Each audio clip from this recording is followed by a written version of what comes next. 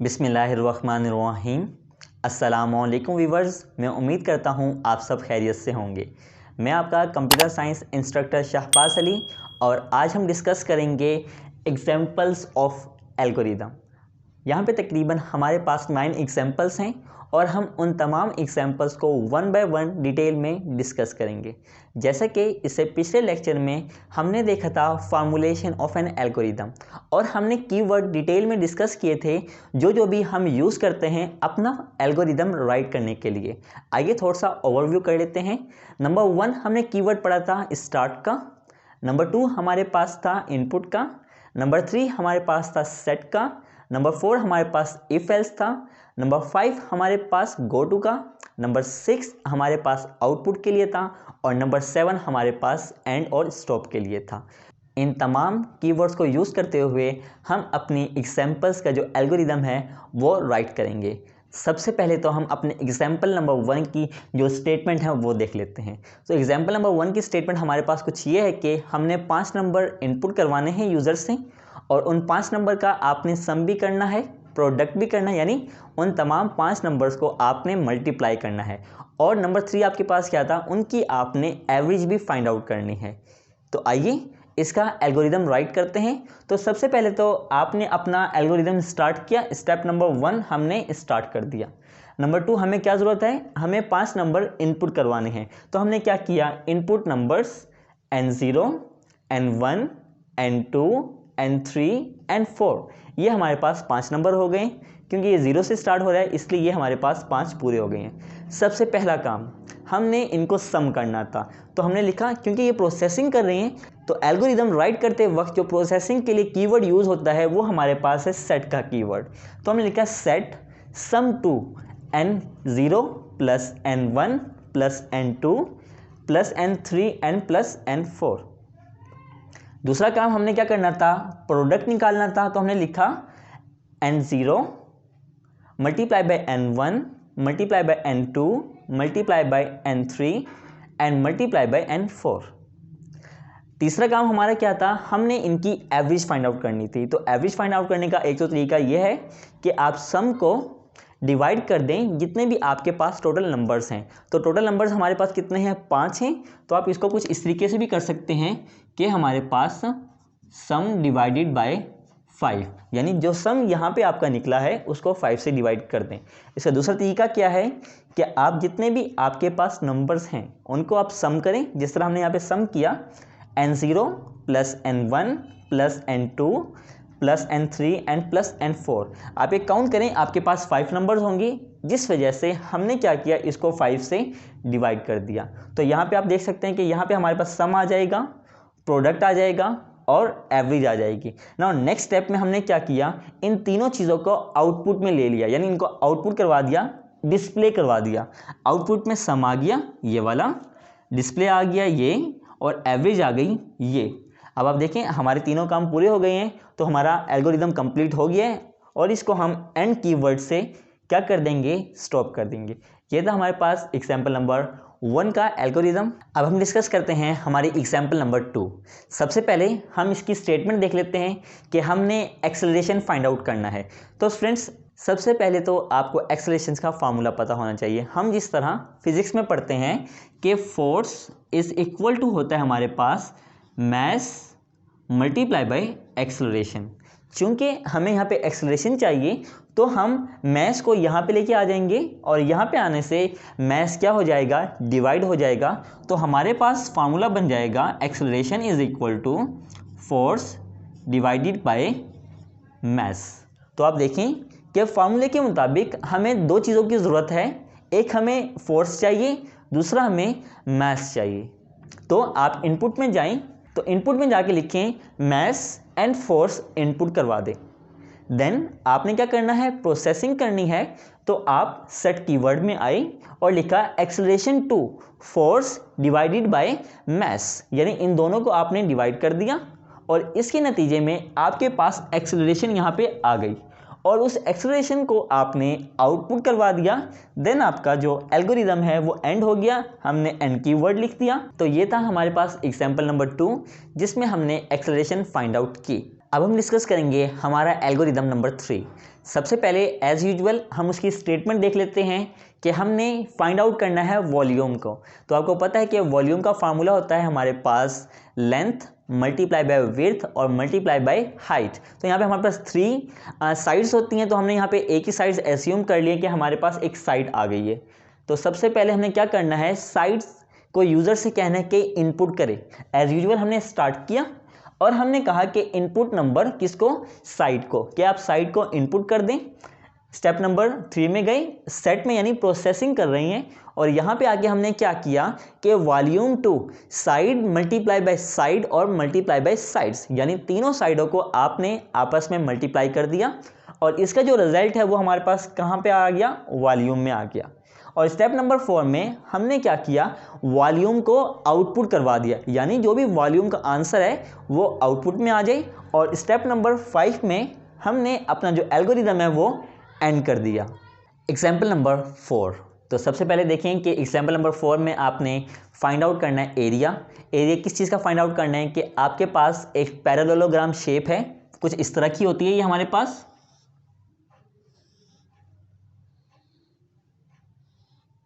हमने इस शेप का एरिया फाइंड आउट करना है कि area of parallelogram is equal to base multiply by height.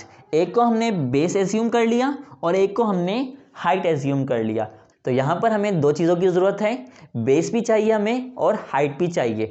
तो हमने क्या किया, सबसे पहले तो ये दो चीज़ें हमने इनपुट करवा दी कि यूज़र क्या करें, बेस भी इनपुट कर दें और हाइट भी इनपुट कर दें। जब बेस और हाइट यूज़र इनपुट कर देगा तो स्टेप नंबर 3 यानी सेट में जाकर एरिया इज इक्वल टू होता है, यानी इज इक्वल टू की जगह पे आप यहाँ पे लिखेंगे 2, एरिया टू बेस जो भी यूज़र ने इनपुट की है उसको मल्टीप्लाई कर दे हाइट के साथ, इसका कोई आंसर आ जाएगा, उसको आप स्टोर कर दें एरिया के अंदर और हम क्या करेंगे, एरिया को आउटपुट करवा देंगे और यहाँ पे हमारा टास्क पूरा हो गया और हम अपना एल्गोरिदम एंड कीवर्ड से एंड कर देंगे। आइए अब हम अपना एल्गोरिदम नंबर 5 देखते हैं स्टूडेंट्स। ये एल्गोरिदम नंबर 5 एक इम्पोर्टेंट एल्गोरिदम है, मैं यहाँ पे आपके लिए लिख भी देता हूँ कि आपके पास ये इम्पोर्टेंट एल्गोरिदम है। तो यहाँ पे सबसे पहले इसकी स्टेटमेंट देख लेते हैं कि आपने 3 नंबर यूज़र से इनपुट करवाने हैं। आपने 3 नंबर इनपुट करवाए, N0, N1 और N2। देन आपने फाइंड आउट करना है कि उन तीनों नंबर्स में से लार्जर नंबर आपके पास कौन सा है। तो ये थी हमारे पास प्रॉब्लम स्टेटमेंट। आइए इसको एल्गोरिदम राइट करते हैं। हमने स्टार्ट किया, स्टार्ट करने के बाद हमने 3 नंबर यूज़र से क्या किए, इनपुट करवाए। एक का नाम हमारे पास N0 हो गया, एक हमारे पास N1 हो गया और एक हमारे पास N2 हो गया। तो सबसे पहले हमने सपोज कर लिया यानी सेट कर दिया जो लार्ज होगा वो N0, जो कुछ भी है N0 लार्जर नंबर हो गया। फिर हमने जाके चेक किया क्या N1 जो हमने लार्जर सेट किया है यानी N0 उससे बड़ा है। तो अब क्या कर दे, लार्जर को चेंज कर दे। पहले N0 लार्ज था, अब लार्ज कौन सा हो जाएगा, N1 हो जाएगा। अच्छा, अब इसको आगे मज़ीद चेक करें कि N2 जो N2 होगा क्या वो लार्ज से बड़ा है। अगर तो ये कंडीशन ठीक हो जाती है फिर आप सेट कर दें जो लार्जर नंबर होगा वो N2 होगा।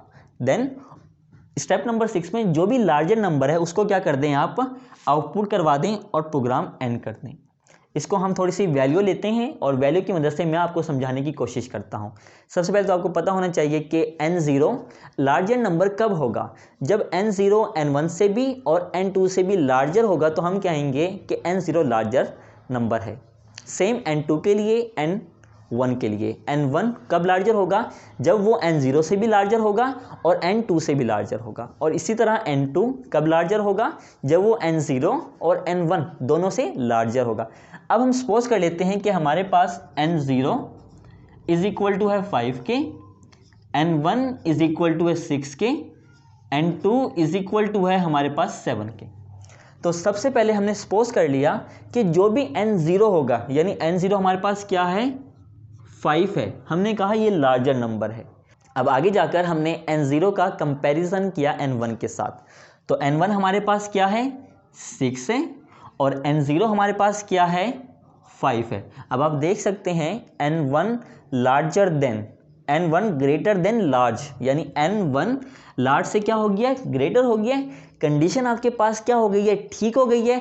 तो आपने अब सेट कर दिया लार्ज टू N1। अब हमारे पास लार्ज कौन सा है, N1 है। अब हमने N1 को मज़ीद N2 के साथ चेक किया। लार्जर हमारे पास क्या था, N1 था, जो कि हमारे पास 6 था, ठीक है। और N2 हमारे पास क्या है, 7 है, तो यहाँ पे हमने लिख दिया 7, ठीक है। अब आप ये चेक करें, क्या N2 ग्रेटर देन है लार्ज से, यस। N2 हमारे पास है 7 और लार्ज हमारे पास है 6।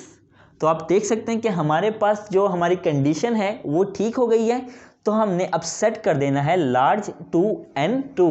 अब हमारे पास लार्ज क्या हो गया है, N2 हमारे पास लार्ज हो गया है।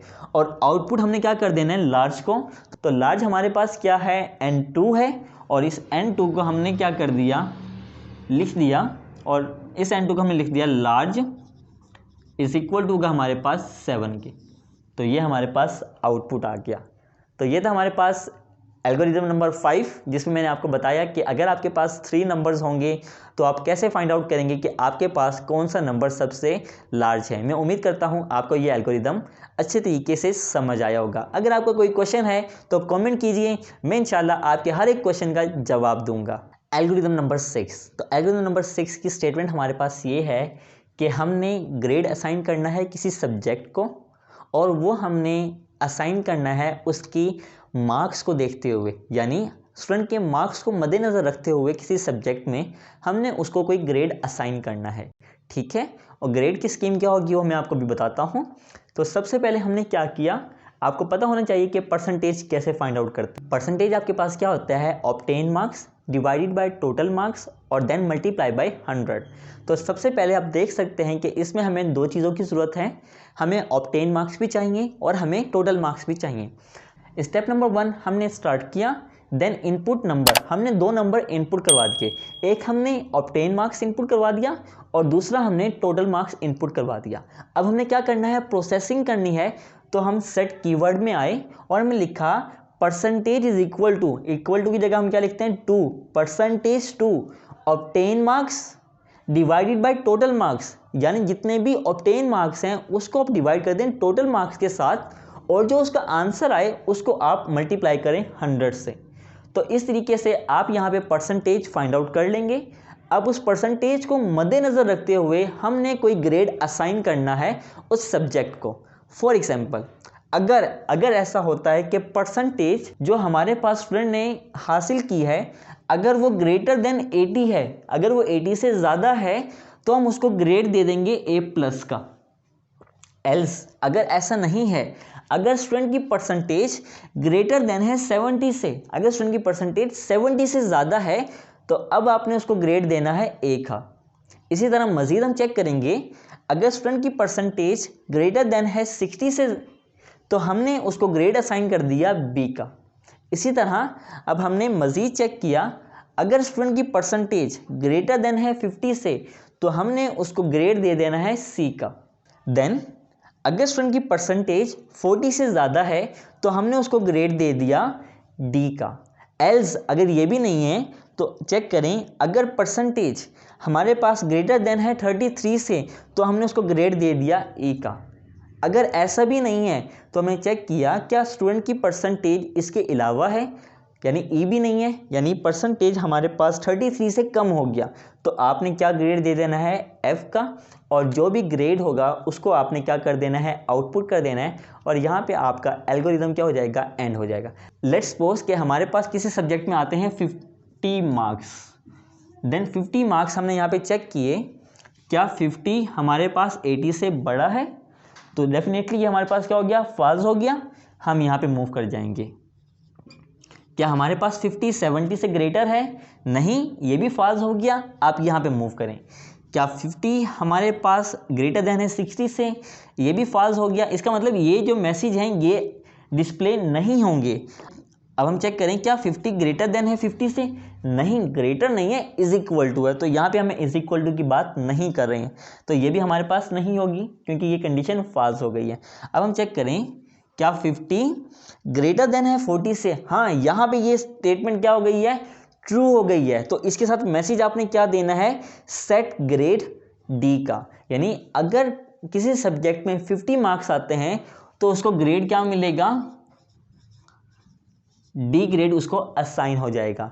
तो ये तरीका था कि हम क्या करें, सब्जेक्ट के मार्क्स इनपुट करें और उन सब्जेक्ट के मार्क्स को मद्देनज़र रखते हुए परसेंटेज फाइंड आउट करेंगे और उस परसेंटेज की बिना पर हम फैसला करेंगे कि स्टूडेंट को कौन सा ग्रेड मिलना चाहिए। तो ग्रेडिंग स्कीम हमारे पास कुछ इस तरीके से थी। ये हमने डिस्कस किया हमारा एल्गोरिदम नंबर 6। एल्गोरिदम नंबर 7, तो एल्गोरिदम नंबर 7 में आपने फाइंड आउट करना है प्लेन इंटरेस्ट। तो प्लेन इंटरेस्ट के लिए हमें 3 चीज़ों की ज़रूरत पड़ेगी। एक हमारे पास अमाउंट होगा, रेट होगा और एयर होगा। इन 3 चीज़ों को सबसे पहले तो आप इनपुट करवा देंगे, यानी इनपुट आपने अमाउंट भी करवा दिया, रेट भी करवा दिया और एयर भी करवा दिया। देन आपने सेट किया प्लेन टेक्स्ट टू, जो भी अमाउंट आपने इनपुट करवाई है उसको मल्टीप्लाई कर दे रेट से और डिवाइड करें 100 से, और जो इसका आंसर आएगा उसको आपने मल्टीप्लाई कर देना है ईयर्स से। तो जो आपके पास प्लेन इंटरेस्ट का जो भी आंसर आएगा उसको आपने आउटपुट करवा देना है और यहाँ पे आपका एल्गोरिदम एंड हो गया। बेसिकली हमारे पास यही स्टेप्स होते हैं कि सबसे पहले तो हम इनपुट लेते हैं, जो इनपुट हमने ले ली है उस पर हम प्रोसेसिंग करते हैं और प्रोसेसिंग के नतीजे में आपके पास क्या होगा, जो भी रिजल्ट होगा उसको आप आउटपुट करवा देंगे, यानी डिस्प्ले करवा देंगे। और यहाँ पे आपका एल्गोरिदम क्या हो गया, एंड हो गया। एल्गोरिदम नंबर 8, तो एल्गोरिदम नंबर 8 में आपने क्या करना है, सेल्सियस को कन्वर्ट करना है फ़ारेनहाइट में और फ़ारेनहाइट को कन्वर्ट करना है आपने सेल्सियस में। तो 1 बाय 1 हम इसको कन्वर्ट करेंगे। सबसे पहले हमने स्टार्ट किया अपना एल्गोरिदम स्टार्ट कीवर्ड से, देन हमने इनपुट ली। इनपुट में क्या किया कि सबसे पहले इनपुट कर दे सेल्सियस को, मैंने सेल लिख दिया, आप इस तरह लिख सकते हैं। देन सेट किया कि फ़ारेनहाइट का फार्मूला होता है कि 2 सेल्सियस मल्टीप्लाई बाय 9, जो आंसर होगा इसको डिवाइड कर दे 5 से और उसमें 32 क्या कर दे, प्लस कर दे। अब इस सब का आंसर फ़ारेनहाइट में स्टोर हो गया है और हम क्या करेंगे, सॉरी यहाँ पे हम इसको क्या कर देंगे, आउटपुट कर देंगे, यानी आउटपुट किसको कर दें, फ़ारेनहाइट को। अब इसका रिवर्स क्या है, अब हमारे पास फ़ारेनहाइट दिया गया होगा और उस फ़ारेनहाइट को हमने कन्वर्ट करना है सेल्सियस में। तो सबसे पहले तो आपने इनपुट कर दिया फ़ारेनहाइट को, देन आपने यहाँ पे फार्मूला अप्लाई कर दिया सेट सेल्सियस टू फ़ारेनहाइट -32, जो इसका आंसर आएगा उसको 5 से मल्टीप्लाई कर दें और 9 से डिवाइड कर दें। अब इस तमाम का आंसर हमारे पास सेल्सियस में आ जाएगा और इस सेल्सियस को क्या कर देंगे, हम आउटपुट कर देंगे। तो यहाँ पे क्या हो गया, हमारा एल्गोरिदम एंड हो गया। आपने एक चीज़ नोट की होगी कि अगर आपको फार्मूला याद है, अगर फार्मूला आपको याद है कि 2 मिनट के अंदर अंदर आपका एल्गोरिदम बन सकता है, तो आप फोकस करें जो फार्मूलाज हैं उनको याद करने पे। स्टूडेंट्स, हमारा लास्ट एल्गोरिदम, मगर ये बहुत ज़्यादा इम्पोर्टेंट एल्गोरिदम है, आप इसको अच्छे तरीके से प्रिपेयर कीजिएगा और इसको ध्यान के साथ समझिएगा। स्टेटमेंट यह है कि आपने इवन नंबर फाइंड आउट करने हैं और आपको बताया जाएगा कि आपके पास स्टार्टिंग पॉइंट ये होगा और एंडिंग पॉइंट भी आपको बताया जाएगा, यानी आपको एक रेंज दी जाएगी और उस रेंज में से आपने इवन नंबर फाइंड आउट करना है। और याद रखिएगा हमेशा जो n1 होगा, यानी जो स्टार्टिंग पॉइंट होगा, वो आपकी रेंज के अंदर n2 से हमेशा छोटा होगा। आइए अब इसका एक एल्गोरिदम राइट करते हैं। तो सबसे पहले तो आपने स्टार्ट कर दिया, स्टार्ट करने के बाद आपने 2 नंबर ले लिए जो आपकी रेंज के होंगे, यानी आपने बताया कि n1 यहाँ से स्टार्ट करने आपने और n2 यहाँ पे जाके आपने एंड करना है। हमने ये भी कहा था कि जो n1 होगा वो हमेशा लेस देन होगा n2 से। हमने चेक किया स्टेप नंबर 3 में, क्या जो n1 है वो लेस देन है n2 से। अगर ऐसा है तो ये सारा काम करना है, नहीं तो सारा स्किप कर देना है। तो आपने क्या किया, चेक किया, अगर तो वो n1 लेस देन और इज इक्वल टू हो जाता है n2 से, फिर आप यहाँ पे मूव किए और आपने n1 को डिवाइड यानी मोड लिया 2 के साथ। और आपको पता है अगर किसी भी नंबर का 2 से मोड लें और अगर वो 0 के इक्वल आ जाए तो वो एक इवन नंबर होता है, अगर वो 0 के इक्वल ना आए तो वो क्या होता है, एक ऑड नंबर होता है। हमने यहाँ पे चेक किया, अगर तो वो इवन नंबर होगा तो वो क्या कर देगा, आउटपुट में डिस्प्ले करवा देंगे। देन तो उसमें एक का इजाफा कर दे, उसमें एक क्या कर दे, एक इंक्रीज कर दे। और वापस यहाँ पे देखिए हम गो टू का इस्तेमाल कर रहे हैं। हमने कहा था कि गो टू कीवर्ड होता है अपने एल्गोरिदम में एक स्टेप से दूसरे स्टेप में मूव करने के लिए आप क्या इस्तेमाल करते हैं, गो टू का कीवर्ड करते हैं। देन अगर ऐसा है तो आप स्टेप नंबर 3 पे मूव करें, जो कि ये है, और एंड कर दें। इसको अच्छे और बेहतरीन तरीके से समझने के लिए हम दो नंबर एज्यूम कर लेते हैं। तो फर्स्ट हम कह देते हैं कि हमारे पास n1 जो है वो 1 के इक्वल है और n2 जो है वो 10 के इक्वल है। ठीक हो गया। देन आपके यहाँ पे क्या आ गया, n1 इज इक्वल टू 1 और n2 इज इक्वल टू 10। क्या ये कंडीशन ठीक है? क्या जो 1 है वो लेस देन है n2 से? हाँ जी, ये ठीक है।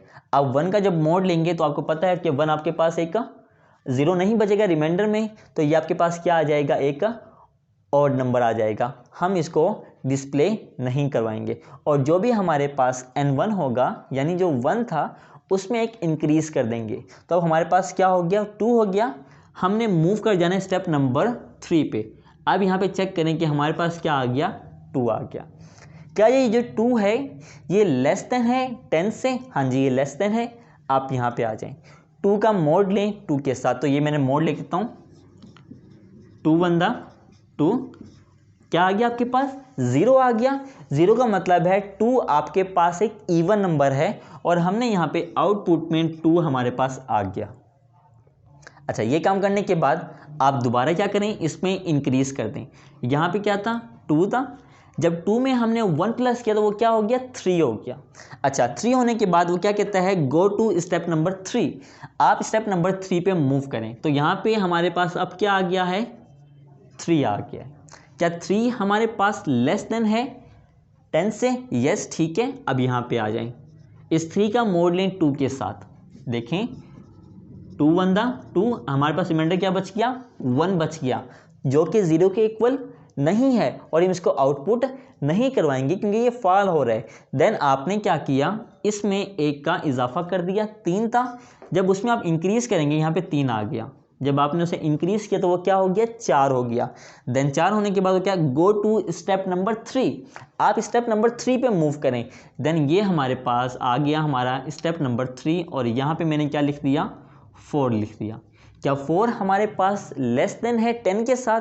यस, आप देख सकते हैं कि 4 हमारे पास है, लेस है। तो यहाँ पे हमने अपने 4 को 2 से मोड लिया। जब 4 का 2 से मोड लेंगे, 2 2 4, रिमाइंडर 0 बच गया, जो कि 0 के इक्वल आ गया। तो इसका मतलब 4 आपके पास क्या है, एक इवन नंबर है और यहाँ पे हमने 4 आउटपुट में आ गया।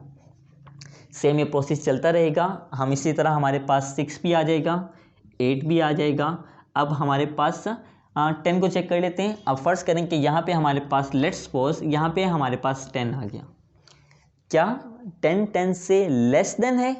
लेस देन तो नहीं है। दूसरी चीज़ चेक करो, क्या इक्वल टू है? हाँ जी, इक्वल टू है। यहाँ पे आ जाइए जी 10 को लेकर। अब 10 को मोड लें 2 के साथ। मैं यहाँ पे मोड ले लेता हूँ, 2 5 10। यस, रिमाइंडर आपके पास क्या बच गया, 0 बच गया। ठीक है जी, यहाँ पे आ जाएं, रिमाइंडर 0 के इक्वल है। हाँ जी, 0 के इक्वल है। आप इसको क्या कर दें, आउटपुट करवा दें। तो आउटपुट में यहाँ पे आपके पास 10 आ गया। अच्छा, दोबारा क्या करें, उस 10 में 1 का इजाफा कर दें। जब वो 1 का इजाफा हो जाएगा तो आपने मूव करना है स्टेप नंबर 3 पे। हम स्टेप नंबर 3 पे गए तो यहाँ पे जहाँ पे हमारे पास 10 था, अब यहाँ पे क्या हो गया, 11 हो गया। अच्छा, ये देखें 11, क्या जो हमारे पास है वो 10 से छोटा है? नहीं, कंडीशन आपकी क्या हो गई है, यहाँ पे फॉल्स हो गई है। और जब यहाँ पे आपकी कंडीशंस फॉल्स हो जाती है तो आपने क्या कर देना है, अपना प्रोग्राम एंड कर देना है। तो आप ये देख सकते हैं कि हमने एक रेंज ली। रेंज में हमने 2 नंबर लिए, एक n1 और एक n2, और हमने बताना था कि इस रेंज के अंदर कौन कौन से नंबर इवन हैं और उन इवन नंबर को हमने डिस्प्ले करवाना था। तो इवन नंबर का तरीका आपको पता है, हमने मोड लिया। अगर तो 0 आ गया तो इवन नंबर है और अगर 0 नहीं आया तो हमारे पास क्या आ जाएगा, ऑड नंबर आ जाएगा। देन इस चीज़ को मद्देनज़र रखते हुए हमने अपनी रेंज में फाइंड आउट करके बताया कि हमारे पास 2 4 6 8 और 10 हमारी रेंज के अंदर इवन नंबर्स हैं। तो ये था हमारे पास हमारा एल्गोरिदम नंबर 9। ये एक इम्पोर्टेंट एल्गोरिदम है, इसको अच्छे तरीके से समझिएगा और पेपर में तैयार करके जाइएगा। मैं उम्मीद करता हूँ कि आपको मेरा आज का लेक्चर बहुत ज़्यादा पसंद आया होगा। अगर आपको मेरी आज की वीडियो पसंद आई है तो वीडियो को लाइक करें, अपने फ्रेंड्स के साथ इसको शेयर करें। मुझे अपनी दुआओं में याद रखिएगा। मेरी अगली वीडियो तक के लिए अल्लाह हाफिज़।